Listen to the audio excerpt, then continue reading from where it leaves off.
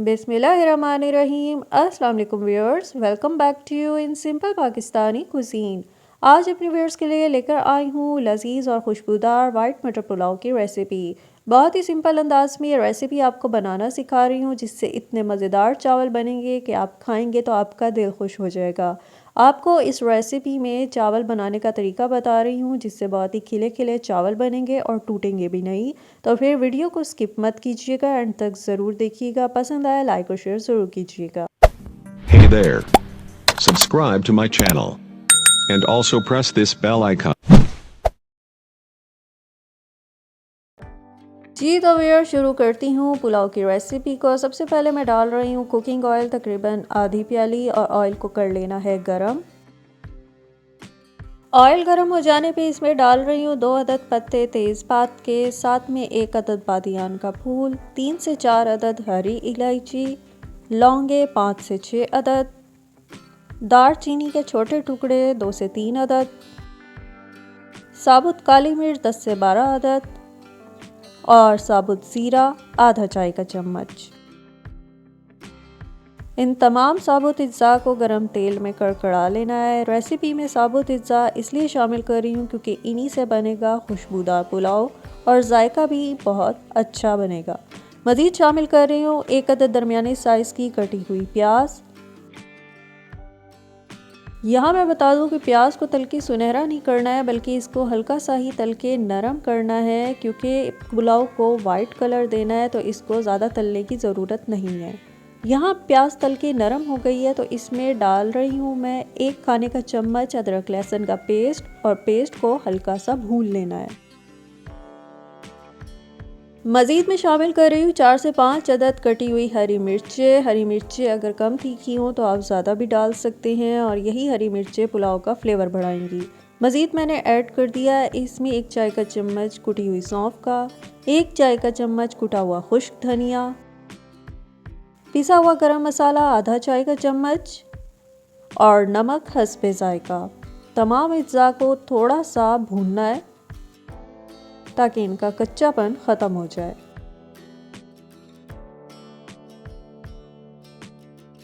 अब इसमें मैं शामिल कर रही हूँ मेन इंग्रेडिएंट मटर, 1 प्याली। मटर को तमाम मसालों समेत थोड़ा सा करना है फ्राई।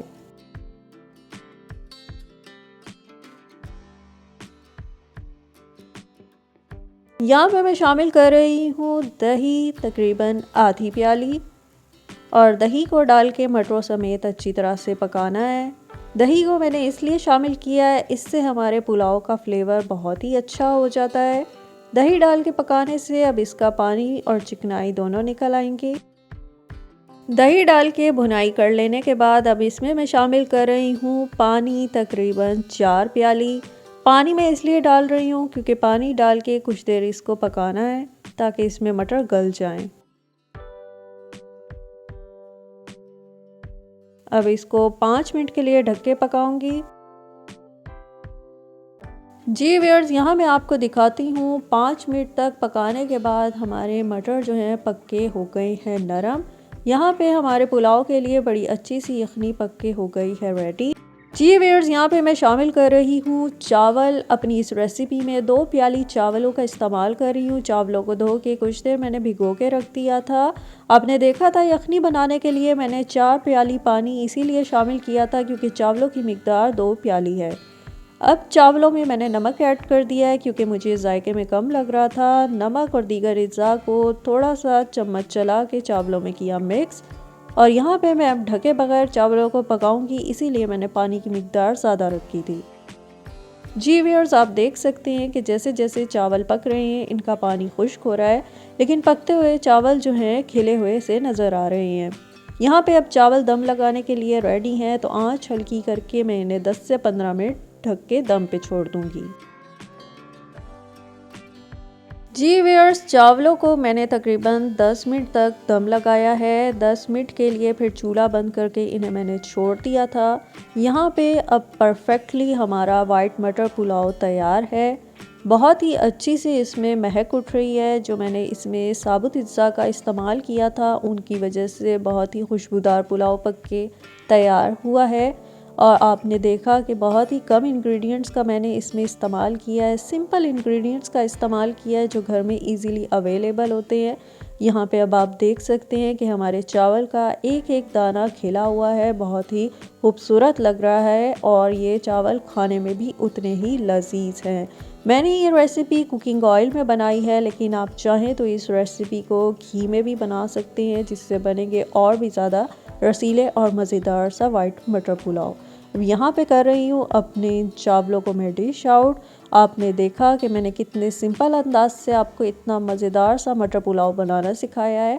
और ये रेसिपी ना सिर्फ आप घर में आम तौर पे बल्कि किसी भी ख़ास मौके पे और दावतों पे भी बना सकते हैं, और जो भी इस रेसिपी को खाएगा आपकी तारीफ़ ज़रूर करेगा। तो रेसिपी ट्राई करके कमेंट सेक्शन में फ़ीडबैक देना मत भूलिएगा।